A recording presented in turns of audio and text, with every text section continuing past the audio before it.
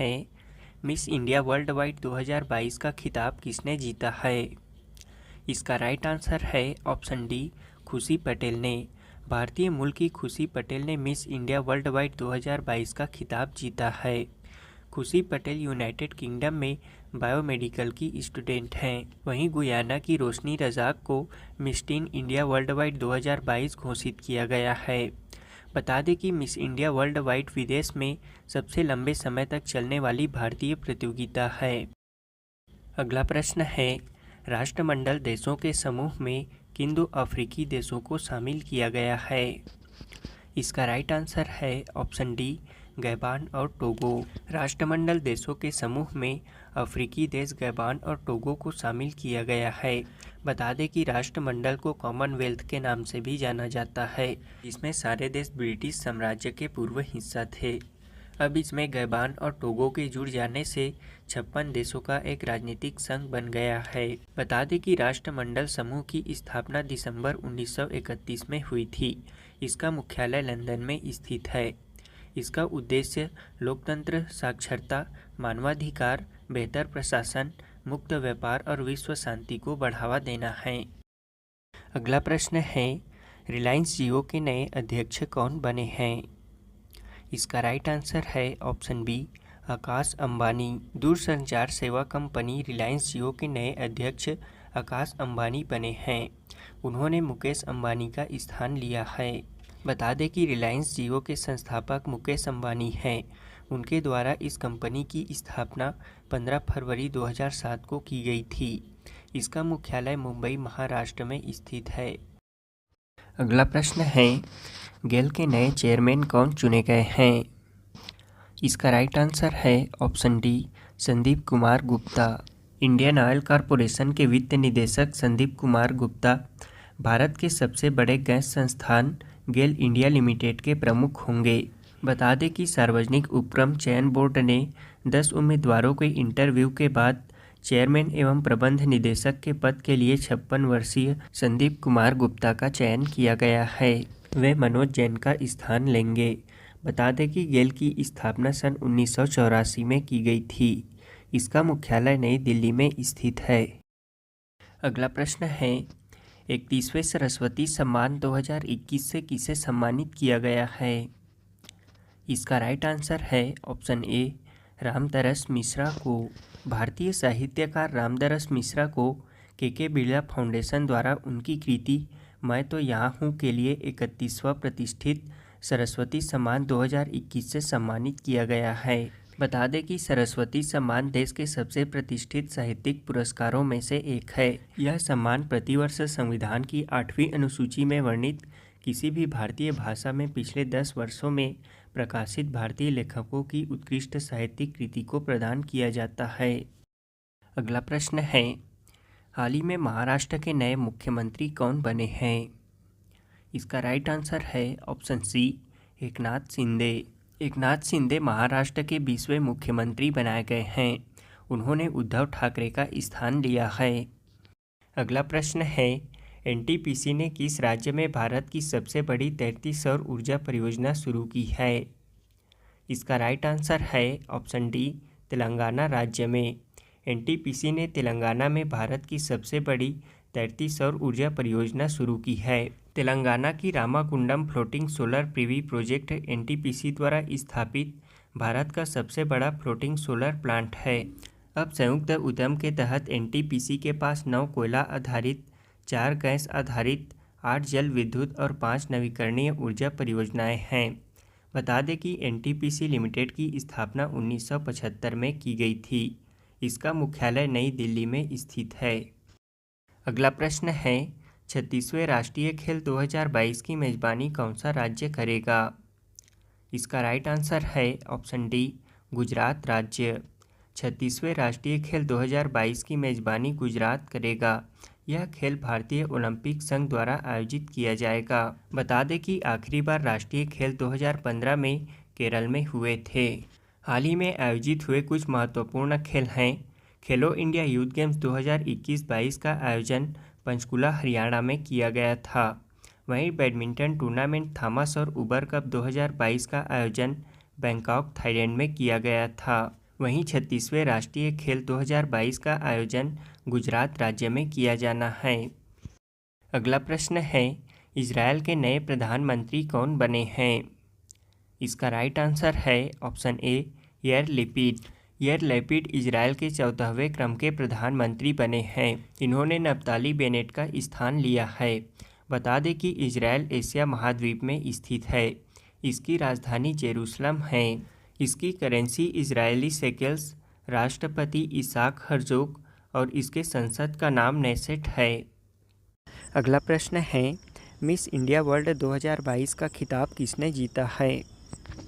इसका right answer है option सी सिनी सदानंद सेठी ने।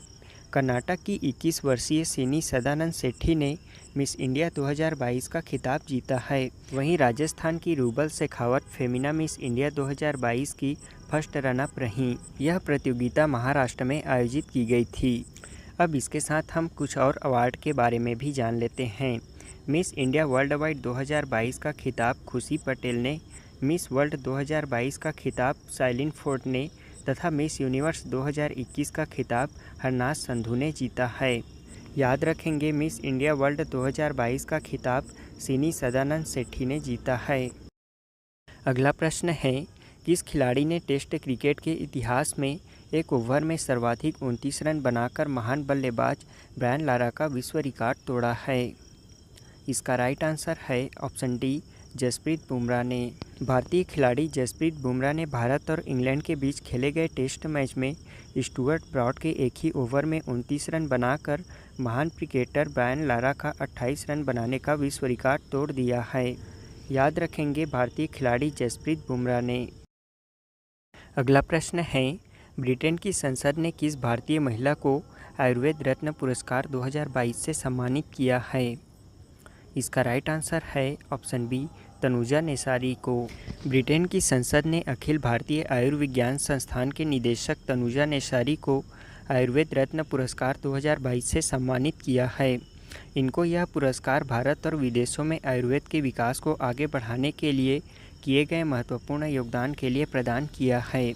याद रखेंगे, ब्रिटेन की संसद ने तनुजा नेसारी को आयुर्वेद रत्न पुरस्कार 2022 से सम्मानित किया है। अगला प्रश्न है, हुरून द्वारा जारी ASK private India future unicorn index 2022 के अनुसार कौन सा शहर 46 यूनिकॉर्न के साथ भारत की यूनिकॉर्न राजधानी बना हुआ है? इसका राइट आंसर है option C Bengaluru. Hurun ASK private India future unicorn index 2022 के अनुसार बेंगलुरु 46 यूनिकॉर्न के साथ भारत के यूनिकॉर्न राजधानी बना हुआ है। बता दें कि इस सूचकांक में हुरून रिसर्च ने भारत के 25 शहरों में से 122 भविष्य के यूनिकॉर्न की पहचान की है। यूनिकॉर्न नई कंपनियां या स्टार्टअप जिनका वैल्यूएशन $1 बिलियन का हो जाता है, वे यूनिकॉर्न क्लब का हिस्सा बन जाते हैं। भारत के 3 प्रमुख शहरों में प्रथम स्थान पर 46 यूनिकॉर्न के साथ बेंगलुरु है। इसके बाद दूसरे स्थान पर 25 यूनिकॉर्न के साथ दिल्ली और तीसरे स्थान पर 16 यूनिकॉर्न के साथ मुंबई है। अगला प्रश्न है, हाल ही में किसके द्वारा भारत का पहला पशु स्वास्थ्य शिखर सम्मेलन 2022 का उद्घाटन किया गया? इसका राइट आंसर है ऑप्शन बी पुरुषोत्तम रूपाला द्वारा। केंद्रीय मत्स्य पालन, पशुपालन और डेयरी मंत्री पुरुषोत्तम रूपाला ने प्रथम भारत पशु स्वास्थ्य शिखर सम्मेलन 2022 का उद्घाटन किया। उन्होंने बेहतर पशु स्वास्थ्य सुनिश्चित करने के लिए आयुर्वेद के अधिक से अधिक उपयोग का आह्वान किया है। बता दें कि देश की खाद्य और पोषण सुरक्षा, ग्रामीण आय और समृद्धि और समग्र आर्थिक विकास के व्यापक उद्देश्य के प्रति पशु स्वास्थ्य के महत्व को समझते हुए NASC कॉम्प्लेक्स नई दिल्ली में पहला भारत पशु स्वास्थ्य शिखर सम्मेलन 2022 आयोजित किया गया था। इस सम्मेलन को India chamber of food and agriculture और एग्रीकल्चर टुडे ग्रुप द्वारा आयोजित किया गया था। हाल ही में किस राज्य ने सेमीकंडक्टर पार्क स्थापित करने के लिए सिंगापुर में स्थित IGSS वेंचर्स कंपनी के साथ समझौता ज्ञापन पर हस्ताक्षर किया है? इसका राइट आंसर है ऑप्शन डी तमिलनाडु राज्य ने। तमिलनाडु राज्य ने सेमीकंडक्टर पार्क स्थापित करने के लिए सिंगापुर में स्थित IGSS वेंचर्स कंपनी के साथ समझौता ज्ञापन पर हस्ताक्षर किया है। IGSS वेंचर्स अपना सेमीकंडक्टर पार्क प्रोजेक्ट सूर्या नाम से लॉन्च करेगी। वहीं इस समझौते के तहत IGSS वेंचर्स कंपनी तमिलनाडु में अगले 5 वर्षों में 25,600 करोड़ रुपए का निवेश करेगी, जिसमें लगभग 1,500 लोगों को प्रत्यक्ष रोजगार प्राप्त होगा। राष्ट्रीय खाद्य सुरक्षा अधिनियम सूचकांक 2022 में कौन सा राज्य प्रथम स्थान पर रहा है? इसका राइट आंसर है ऑप्शन बी, उड़ीसा राज्य। केंद्रीय खाद्य और उपभोक्ता मामलों के मंत्री पीयूष गोयल द्वारा जारी राष्ट्रीय खाद्य सुरक्षा अधिनियम सूचकांक 2022 में प्रथम स्थान पर उड़ीसा राज्य है। इस सूचकांक में उड़ीसा ने 0.836 के स्कोर के साथ प्रथम स्थान प्राप्त किया है। वहीं विशेष श्रेणी के राज्यों में त्रिपुरा ने प्रथम स्थान प्राप्त किया है। यह राष्ट्रीय खाद्य सुरक्षा सूचकांक का पहला संस्करण था, जिसे 3 प्रमुख स्तंभों पर बनाया गया है। इस सूचकांक में प्रथम स्थान पर उड़ीसा, दूसरे स्थान पर उत्तर प्रदेश और तीसरे स्थान पर आंध्र प्रदेश है। हाल ही में किस देश के पूर्व प्रधानमंत्री रहे शिंजो आबे की गोली मारकर हत्या कर दी गई? इसका राइट आंसर है ऑप्शन सी, जापान।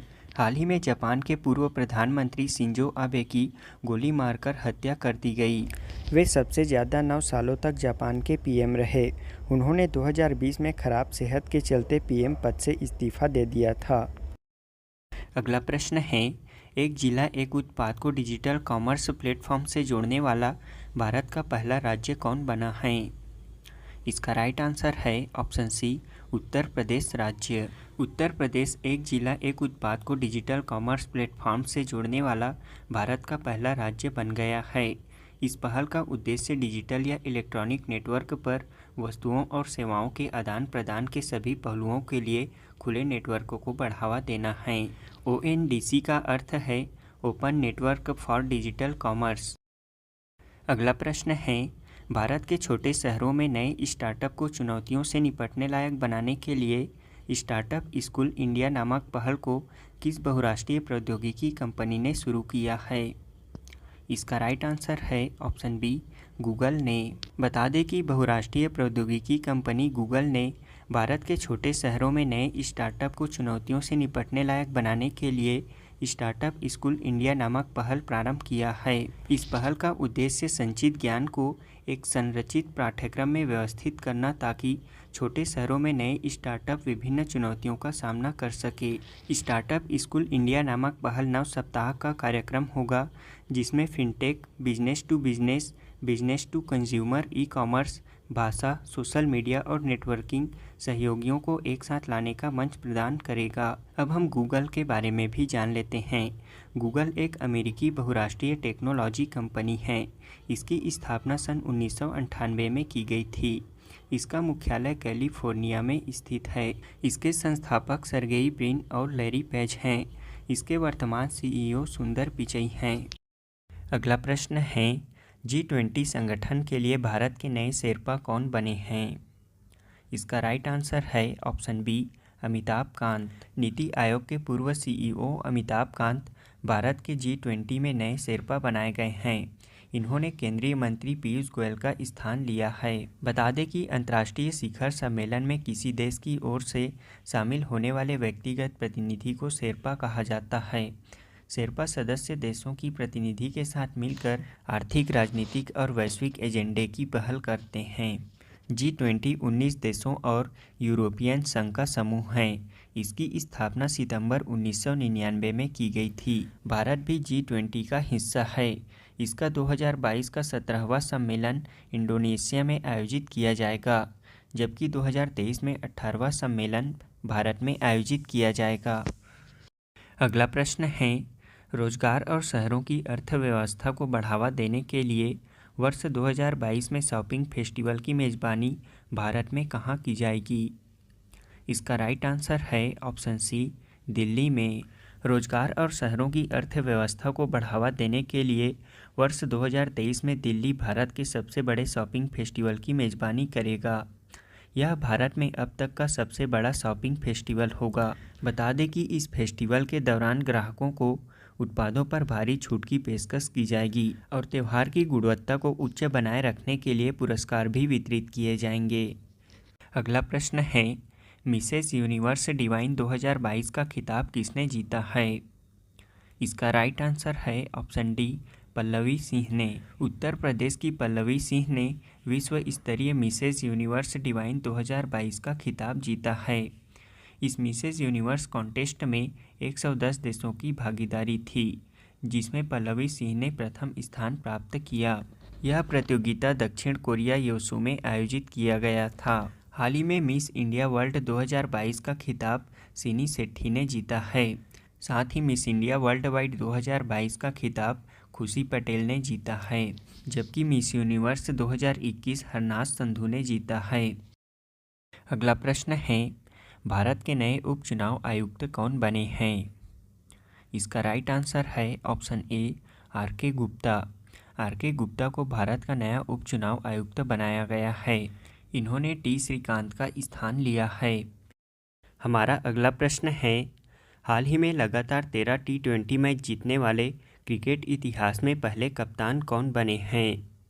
इसका राइट आंसर है ऑप्शन बी, रोहित शर्मा। भारत के कप्तान रोहित शर्मा लगातार 13 T20 मैच जीतने वाले क्रिकेट इतिहास के पहले कप्तान बन गए हैं।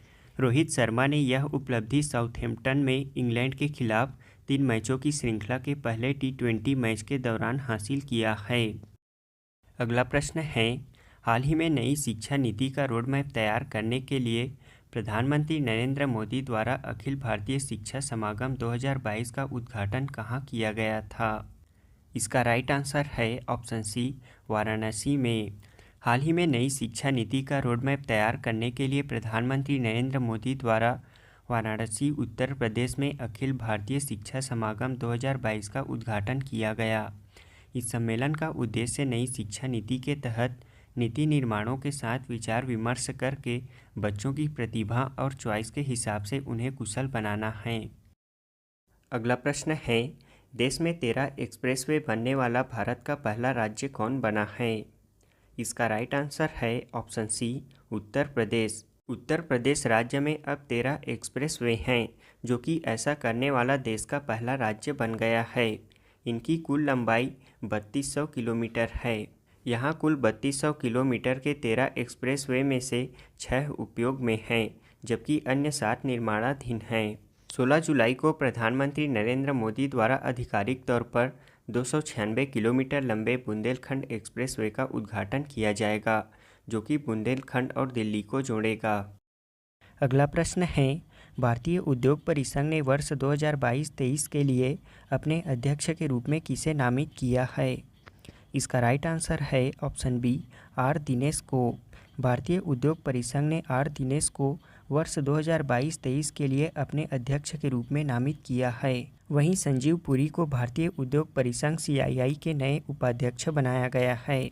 बता दें कि कॉन्फेडरेशन ऑफ इंडियन इंडस्ट्रीज भारतीय उद्योग परिसंघ की स्थापना सन 1895 में की गई थी। इसका मुख्यालय नई दिल्ली में स्थित है। अगला प्रश्न है, सस्ती स्वास्थ्य देखभाल सेवाओं के लिए स्वास्थ्य अधिकार विधेयक पेश करने वाला भारत का पहला राज्य कौन बनेगा? इसका राइट आंसर है ऑप्शन सी, राजस्थान। बता दें कि राजस्थान जल्द ही सस्ती स्वास्थ्य देखभाल सेवाओं के लिए स्वास्थ्य का अधिकार विधेयक पेश करने वाला भारत का पहला राज्य बन जाएगा। इस विधेयक को पेश करने का उद्देश्य सरकारी और प्राइवेट स्वास्थ्य देखभाल प्रदाताओं के माध्यम से सभी नागरिकों को कम कीमत में गुणवत्तापूर्वक स्वास्थ्य देखभाल सेवाएं प्रदान करना है। अगला प्रश्न है, टेनिस टूर्नामेंट विंबलडन ओपन 2022 में पुरुष एकल का खिताब किसने जीता है? इसका राइट आंसर है ऑप्शन डी, नोवाक जोकोविच ने। सर्बिया के टेनिस खिलाड़ी नोवाक जोकोविच ने ऑस्ट्रेलिया के निक किर्गियोस को हराकर 7वीं बार विंबलडन ओपन पुरुष एकल का खिताब जीता है। वहीं महिला वर्ग में कजाकिस्तान की एलेना रैबाकिना ने ट्यूनीशिया की ओंस जबर को हराकर ग्रैंड स्लैम जीता है। अगला प्रश्न है, वर्तमान में छत्तीसगढ़ टूरिज्म बोर्ड के अध्यक्ष कौन हैं? इसका राइट आंसर है ऑप्शन डी, अटल श्रीवास्तव। याद रखेंगे, वर्तमान में छत्तीसगढ़ टूरिज्म बोर्ड के अध्यक्ष अटल श्रीवास्तव हैं। अगला प्रश्न है, रक्षा मंत्री राजनाथ सिंह द्वारा भारत की पहली आर्टिफिशियल इंटेलिजेंस इन डिफेंस संगोष्ठी और प्रदर्शनी का शुभारंभ कहाँ किया गया है? इसका राइट आंसर है ऑप्शन बी, नई दिल्ली में। बता दें कि रक्षा मंत्री राजनाथ सिंह द्वारा भारत की पहली आर्टिफिशियल इंटेलिजेंस इन डिफेंस संगोष्ठी और प्रदर्शनी का शुभारंभ नई दिल्ली में किया गया। इस प्रदर्शनी में रक्षा मंत्री राजनाथ सिंह ने आत्मनिर्भर भारत को बढ़ावा देने के लिए 75 आर्टिफिशियल इंटेलिजेंस संचालित रक्षा उत्पादों का भी शुभारंभ किया। यह प्रदर्शनी उत्पाद स्वचालन, मानव रहित रोबोटिक सिस्टम, साइबर सुरक्षा और सुरक्षा निगरानी प्रणाली जैसे क्षेत्रों से संबंधित है। अगला प्रश्न है, भारतीय विमानपत्तन प्राधिकरण द्वारा भारत का पहला कार्बन न्यूट्रल हवाई अड्डे के रूप में किस हवाई अड्डे को विकसित किया जा रहा है? इसका राइट आंसर है ऑप्शन बी, लेह हवाई अड्डे को। बता दें कि भारतीय विमानपत्तन प्राधिकरण द्वारा लेह हवाई अड्डे को कार्बन न्यूट्रल हवाई अड्डे के रूप में विकसित किया जा रहा है, जो कि ऐसा करने वाला भारत का पहला हवाई अड्डा है। सोलर पीवी प्लांट के साथ हाइब्रिडाइजेशन में जियोथर्मल सिस्टम नए एयरपोर्ट टर्मिनल बिल्डिंग में हीटिंग और कूलिंग उद्देश्यों के लिए प्रदान किया जाएगा। यह प्रणाली हवा और ज़मीन के बीच गर्मी का आदान प्रदान करके काम करती है, क्योंकि इसके ताप पंपों का उपयोग अंतरिक्ष को गर्म करने और ठंडा करने के साथ साथ पानी को गर्म करने के लिए किया जाता है। अगला प्रश्न है, भारत के पहले एलिवेटेड शहरी एक्सप्रेसवे के रूप में किस एक्सप्रेसवे को विकसित किया जा रहा है? इसका राइट आंसर है ऑप्शन सी, द्वारिका एक्सप्रेसवे को। यह एक्सप्रेसवे दिल्ली द्वारिका हरियाणा के गुरुग्राम से सीधे जोड़ेगा। इसे नॉर्दर्न पेरिफेरल रोड के नाम से भी जाना जाता है। यह एक्सप्रेसवे 29 किलोमीटर लंबा है, जिसमें से 19 किलोमीटर का हिस्सा हरियाणा में और 10 किलोमीटर लंबा हिस्सा दिल्ली में पड़ेगा। बता दें कि एलिवेटेड एक्सप्रेसवे एक पुल की तरह होता है। यह उन इलाकों में बनाया जाता है जहां घनी आबादी की वजह से ज़मीन का अधिग्रहण करना मुश्किल होता है। अगला प्रश्न है, राष्ट्रमंडल खेल 2022 का आयोजन किस देश में किया जाएगा? इसका राइट आंसर है ऑप्शन ए, इंग्लैंड में। राष्ट्रमंडल खेल 2022 इंग्लैंड के बर्मिंघम में आयोजित किया जाएगा। इंग्लैंड के बर्मिंघम में होने वाले इस प्रतियोगिता में भारत के 215 खिलाड़ी हिस्सा लेंगे। बता दें कि राष्ट्रमंडल खेल एक मल्टी स्पोर्ट्स इवेंट है, जिसका आयोजन प्रत्येक 4 साल के बाद किया जाता है। राष्ट्रमंडल खेल 2022 इसका 22वां संस्करण होगा। इस आयोजन का संस्करण पेरी द बुल है। याद रखेंगे, राष्ट्रमंडल खेल 2022 इंग्लैंड के बर्मिंघम में आयोजित किया जाएगा। अगला प्रश्न है, संयुक्त राष्ट्र द्वारा जारी विश्व जनसंख्या संभावना रिपोर्ट 2022 के अनुसार भारत किस वर्ष पृथ्वी पर सबसे अधिक आबादी वाले देश के रूप में चीन को पीछे छोड़ देगा? इसका राइट आंसर है ऑप्शन सी, सन 2023 में। संयुक्त राष्ट्र द्वारा जारी विश्व जनसंख्या संभावना रिपोर्ट 2022 के अनुसार भारत 2023 तक पृथ्वी पर सबसे अधिक आबादी वाले देश के रूप में चीन को पीछे छोड़ देगा। इस रिपोर्ट के अनुसार वर्ष 2022 में भारत की जनसंख्या 1.412 अरब है, जबकि चीन की आबादी 1.426 अरब है। वहीं भारत की जनसंख्या वर्ष 2050 में 1.668 अरब तक पहुंच जाएगी, जो कि सदी के मध्य तक चीन की अनुमानित 1.317 अरब आबादी से बहुत आगे है। अगला प्रश्न है, केंद्र सरकार की नई राष्ट्रीय शिक्षा नीति 2020 को प्राथमिक स्तर पर लागू करने वाला भारत का पहला राज्य कौन बना है? इसका राइट आंसर है ऑप्शन बी, उत्तराखंड। केंद्र सरकार की नई राष्ट्रीय शिक्षा नीति 2020 को प्राथमिक स्तर पर लागू करने वाला भारत का पहला राज्य उत्तराखंड बन गया है। बता दें कि उत्तराखंड राज्य के मुख्यमंत्री पुष्कर सिंह धामी ने राष्ट्रीय शिक्षा नीति 2020 को 2030 तक पूरी तरह से लागू करने का लक्ष्य रखा है। यह नई राष्ट्रीय शिक्षा नीति भारतीय सनातन ज्ञान और विचार की समृद्धि परंपरा के आलोक में तैयार की गई है, जो हर व्यक्तियों में निहित रचनात्मक क्षमताओं के विकास पर विशेष जोर देती है। अगला प्रश्न है, नेशनल स्टॉक एक्सचेंज के नए एमडी और सीईओ कौन बने हैं? इसका राइट आंसर है ऑप्शन सी, आशीष कुमार चौहान। आशीष कुमार चौहान को नेशनल स्टॉक एक्सचेंज के नए एमडी और सीईओ बनाया गया है। उन्होंने विक्रम लिमये का स्थान लिया है। बता दें कि नेशनल स्टॉक एक्सचेंज भारत का सबसे बड़ा और तकनीकी रूप से अग्रणी स्टॉक एक्सचेंज है। इसकी स्थापना सन 1992 में की गई थी, जबकि इसका मुख्यालय मुंबई में स्थित है। अगला प्रश्न है, शंघाई सहयोग संगठन द्वारा किस भारतीय शहर को पहली सांस्कृतिक और पर्यटन राजधानी घोषित की गई है?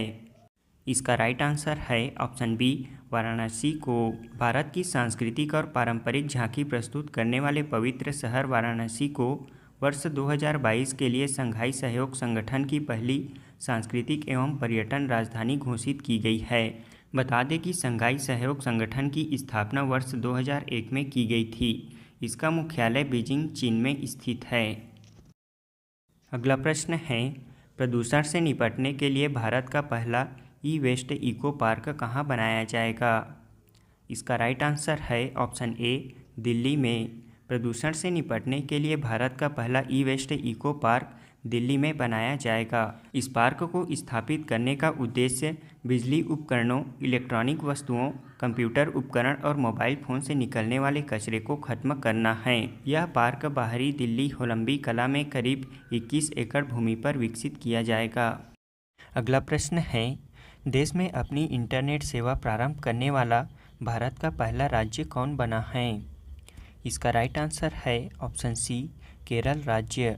केरल भारत का पहला राज्य बन गया है जिसके पास अपनी इंटरनेट सेवा है। बता दें कि Kerala fibre optical network limited को दूरसंचार विभाग से इंटरनेट सेवा प्रदाता लाइसेंस मिल गया है।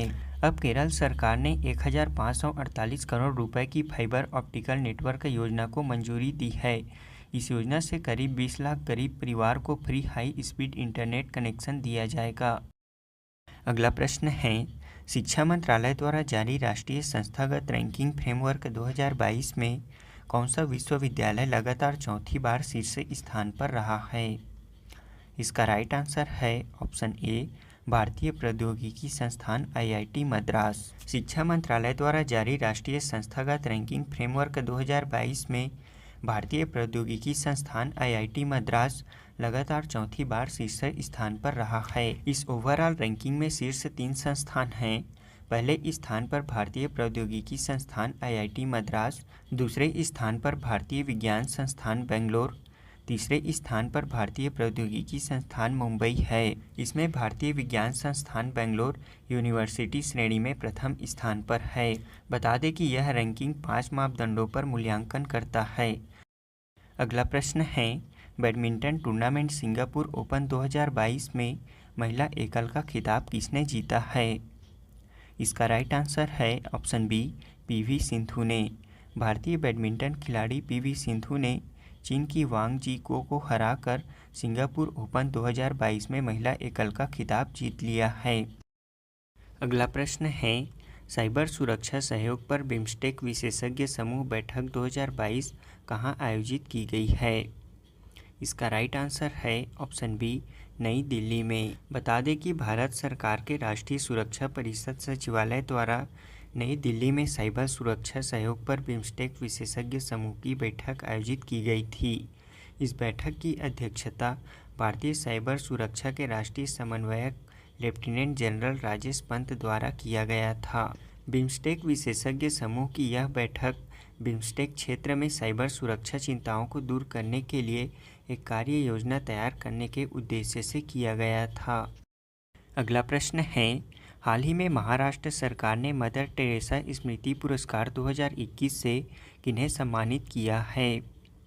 इसका राइट आंसर है ऑप्शन सी, दिया मिर्जा और अफरोज शाह को। महाराष्ट्र सरकार ने मदर टेरेसा स्मृति पुरस्कार 2021 से दिया मिर्जा और अफरोज शाह को सम्मानित किया है।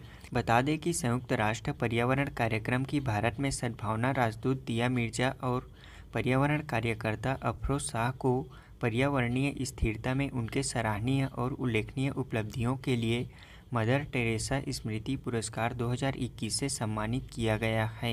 मदर टेरेसा स्मृति पुरस्कार शांति, समानता और सामाजिक न्याय को बढ़ावा देने वाले व्यक्तियों को और संगठनों को प्रतिवर्ष प्रदान किया जाने वाला अंतर्राष्ट्रीय और राष्ट्रीय पुरस्कार है।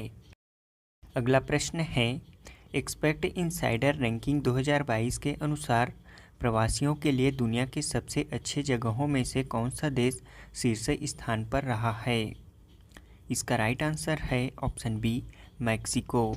एक्सपेक्ट इनसाइडर रैंकिंग 2022 के अनुसार प्रवासियों के लिए दुनिया के सबसे अच्छे जगहों में मैक्सिको शीर्ष स्थान पर है। हमारा भारत इस 52 देशों की सूची में 36वें स्थान पर है। वहीं इस सूचकांक में 52वें स्थान पर कुवैत सबसे आखिरी स्थान पर रहा है, जबकि न्यूजीलैंड नीचे से दूसरे स्थान पर। इस रैंकिंग के अनुसार प्रवासियों के लिए दुनिया के सबसे अच्छे जगहों में प्रथम स्थान पर मैक्सिको, दूसरे स्थान पर इंडोनेशिया और तीसरे स्थान पर ताइवान है। अगला प्रश्न है, हाल ही में भारत के किस प्रख्यात धाविका को राज्यसभा की सदस्यता की शपथ दिलाई गई है? इसका राइट आंसर है ऑप्शन ए, पीटी उषा को। हाल ही में भारत की प्रख्यात धाविका पीटी उषा को 20 जुलाई 2020 को राज्यसभा की शपथ दिलाई गई है। उच्च सदन की बैठक शुरू होने पर सभापति एम वेंकैया नायडू ने मनोनीत सदस्य पीटी उषा को शपथ दिलाई और उन्होंने हिंदी में अपनी शपथ ली। बता दें कि पीटी उषा ने सन 1984 ओलंपिक खेलों में चौथा स्थान प्राप्त किया था। पीटी उषा को सन 1983 में अर्जुन अवार्ड, 1985 में देश में चौथे सबसे बड़े नागरिक सम्मान पद्मश्री से सम्मानित किया जा चुका है और इस बार उन्हें राज्यसभा के लिए भी मनोनीत किया गया है। अगला प्रश्न है, हाल ही में दक्षिण कोरिया के चांगवांग में आयोजित ISSF शूटिंग विश्व कप 2022 में पुरुष की स्कीट स्पर्धा में स्वर्ण पदक जीतने वाले पहले भारतीय निशानेबाज कौन बने हैं?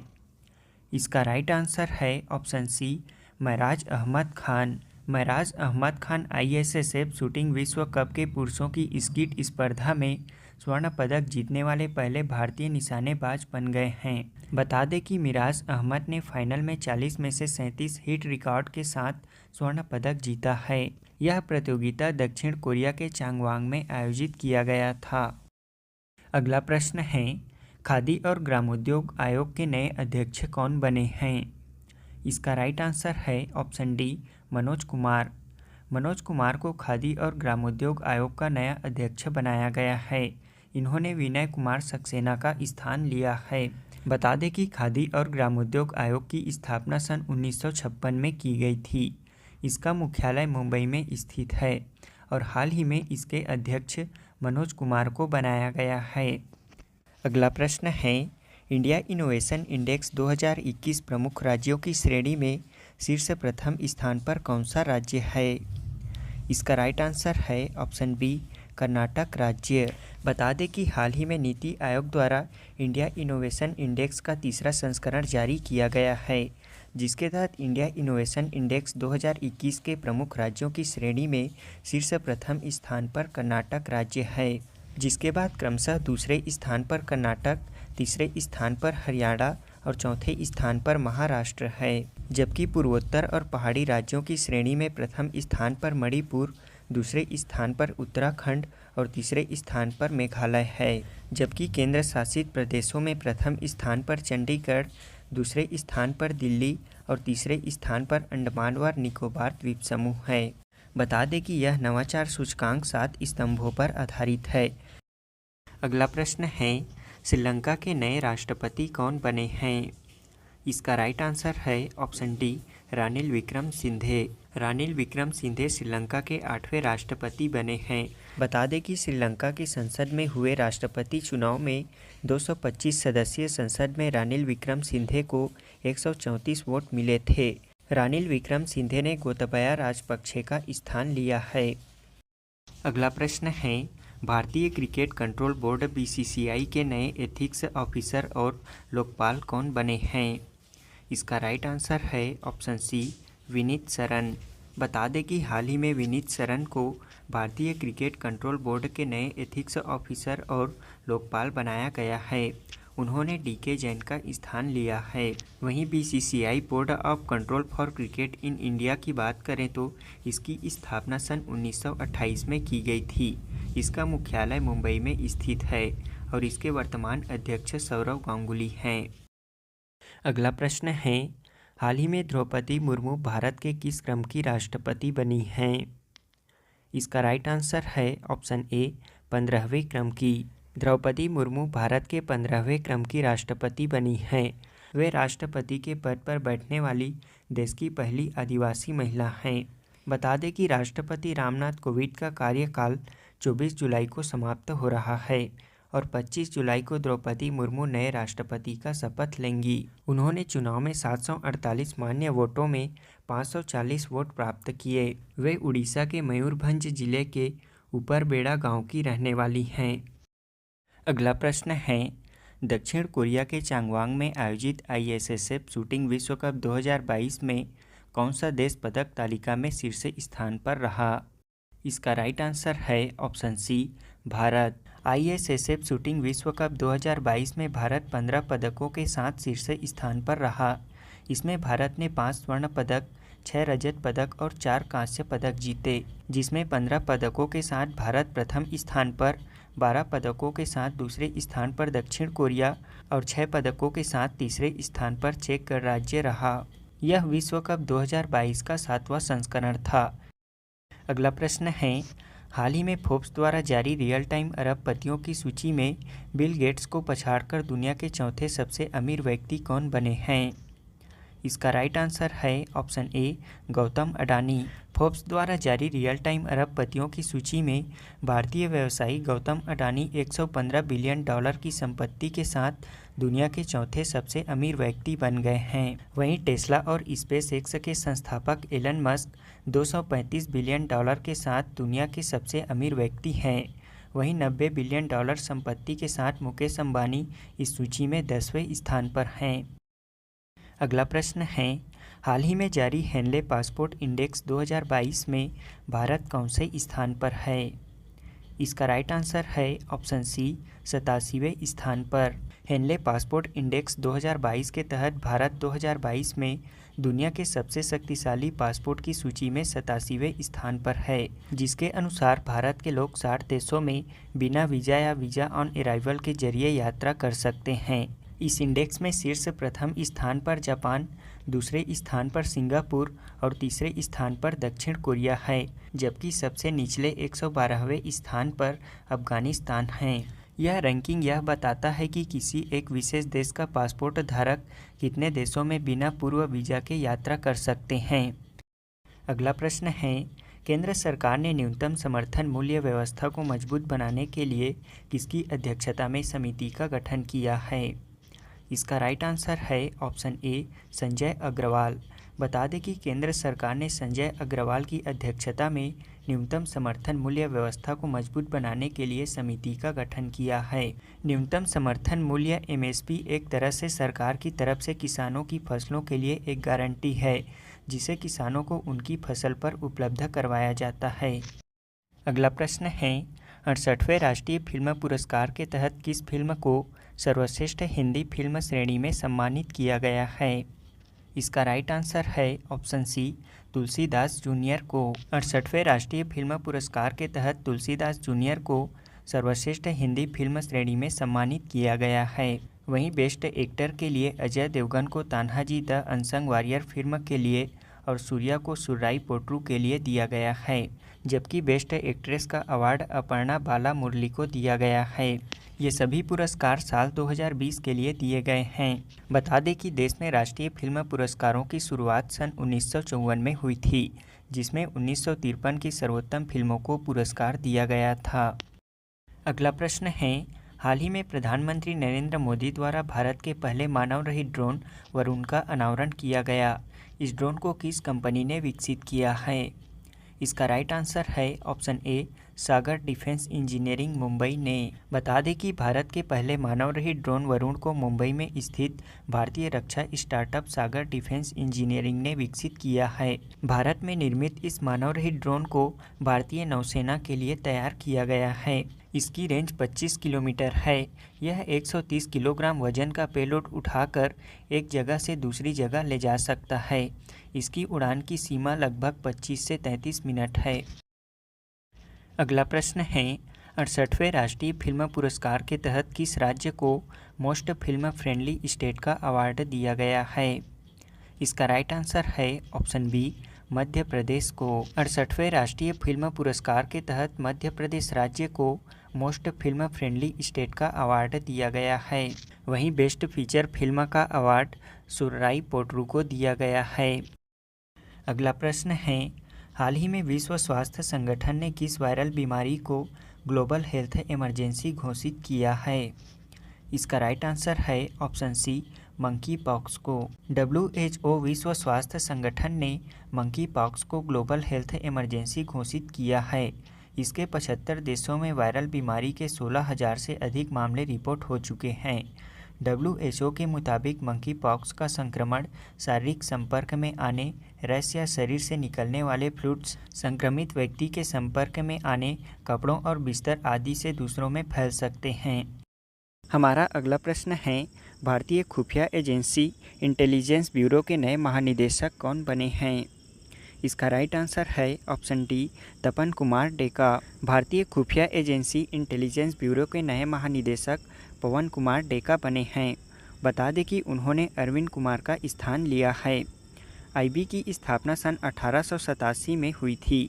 इसका मुख्यालय नई दिल्ली में स्थित है। याद रखेंगे, भारतीय खुफिया एजेंसी इंटेलिजेंस ब्यूरो के नए महानिदेशक तपन कुमार बने हैं। हमारा अगला प्रश्न है, हाल ही में अंतर्राष्ट्रीय टेनिस हॉल ऑफ फेम और अंतर्राष्ट्रीय टेनिस संघ के गोल्डन अचीवमेंट पुरस्कार 2021 से किसे सम्मानित किया गया है? इसका राइट आंसर है ऑप्शन सी, विजय अमृतराज को। भारत के विजय अमृतराज को गोल्डन अचीवमेंट पुरस्कार 2021 से सम्मानित किया गया है।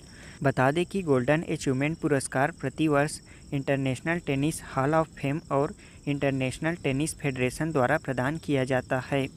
यह पुरस्कार उन व्यक्तियों को दिया जाता है जिन्होंने प्रशासन, पदोन्नति या शिक्षा के क्षेत्र में अंतर्राष्ट्रीय स्तर पर टेनिस में महत्वपूर्ण योगदान दिया है। हमारा अगला प्रश्न है, मुख्यमंत्री भूपेश बघेल द्वारा छत्तीसगढ़ के किस स्थान में हाईटेक नर्सरी का शुभारंभ किया गया है? इसका राइट आंसर है ऑप्शन बी, पाटन सिकोला में। हाल ही में मुख्यमंत्री भूपेश बघेल ने दुर्ग जिला पाटन अंतर्गत सिकोला में स्थित हाईटेक नर्सरी का लोकार्पण किया। इसे 3 करोड़ 8 लाख रुपए की लागत से तैयार किया गया है। इस नर्सरी में नेचुरल वेंटिलेटेड सेट नेट के चलते पौधे 5 गुना से 50 गुना तक वृद्धि कर सकेंगे। यहाँ पर एग्जॉटिक पौधों का रोपण भी किया जाएगा। वर्तमान में छत्तीसगढ़ के पर्यावरण और जलवायु मंत्री मोहम्मद अकबर हैं।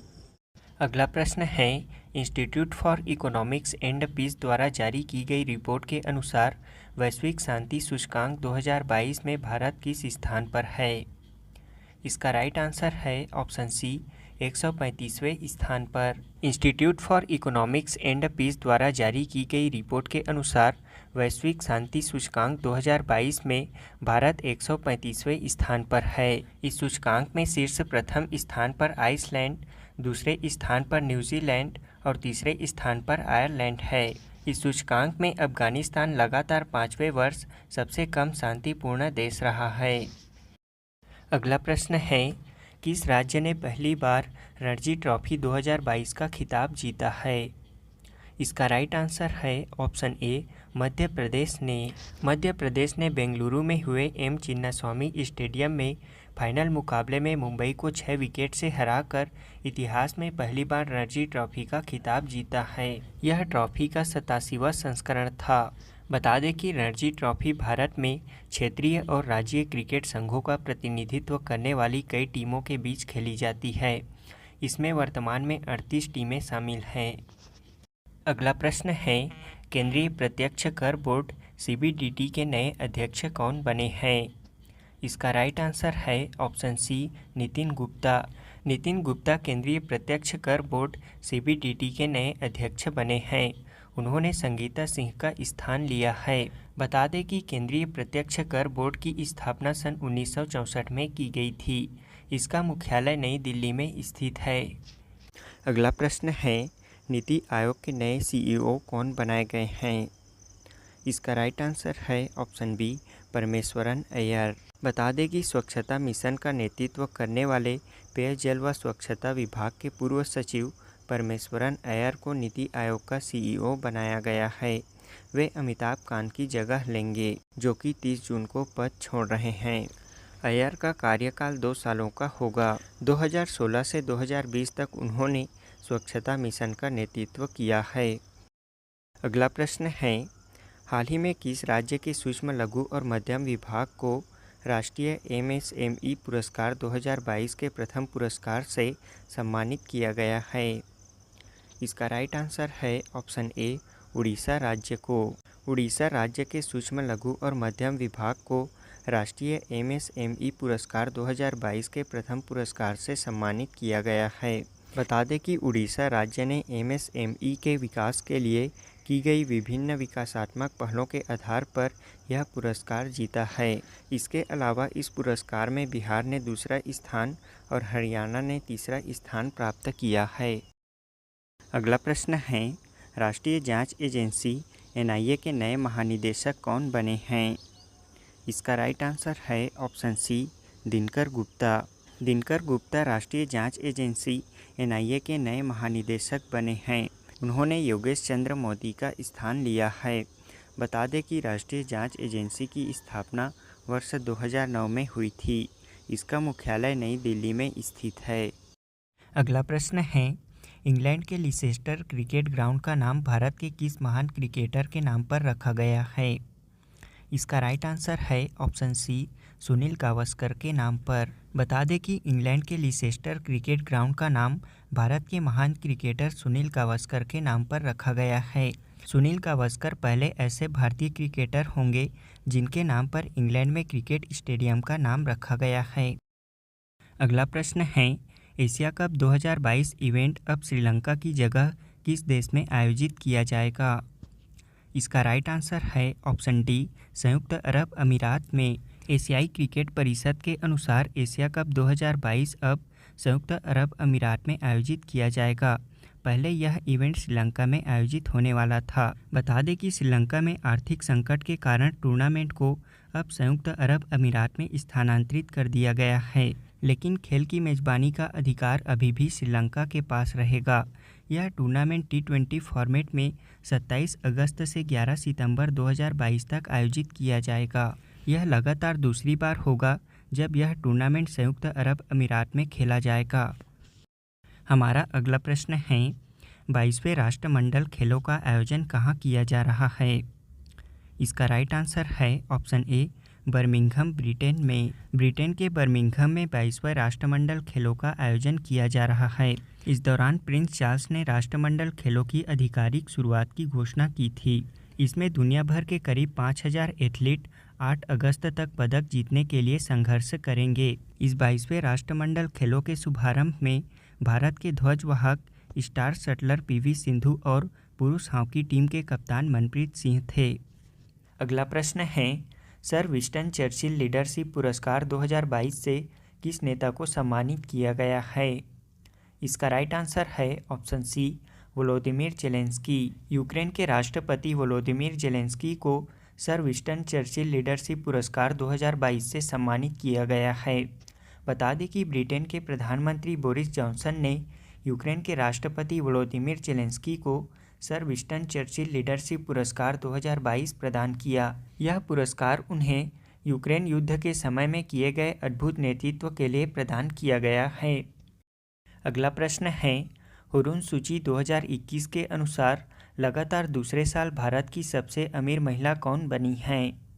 इसका राइट आंसर है ऑप्शन सी रोशनी नादार मल्होत्रा। बता दें कि कोटक प्राइवेट बैंकिंग हुरुन सूची 2021 के अनुसार HCL टेक्नोलॉजीज की चेयरपर्सन रोशनी नादर मल्होत्रा 84,330 करोड़ रुपए की नेट वेल्थ वर्थ के साथ लगातार दूसरे साल भारत की सबसे अमीर महिला बनी हैं। इस सूची के अनुसार भारत की सबसे अमीर महिला रोशनी नादर मल्होत्रा, दूसरे स्थान पर फाल्गुनी नायर और तीसरे स्थान पर किरण मजूमदार शाह हैं। अगला प्रश्न है, अंतर्राष्ट्रीय रेंजर पुरस्कार 2022 किस भारतीय नेशनल पार्क ने जीता है? इसका राइट आंसर है ऑप्शन डी ओरंग राष्ट्रीय उद्यान और टाइगर रिजर्व असम ने। असम राज्य में स्थित ओरंग नेशनल पार्क और टाइगर रिजर्व ने दूसरा वार्षिक अंतर्राष्ट्रीय रेंजर पुरस्कार 2022 जीता है। यह पुरस्कार International Union for Conservation of Nature और World Commission on Protected Areas द्वारा प्रदान किया जाता है। यह पुरस्कार उन लोगों और संस्थानों को प्रदान किया जाता है जिन्होंने पृथ्वी के जंगली स्थानों और वन्य जीवन की रक्षा के लिए उल्लेखनीय कार्य किया हो।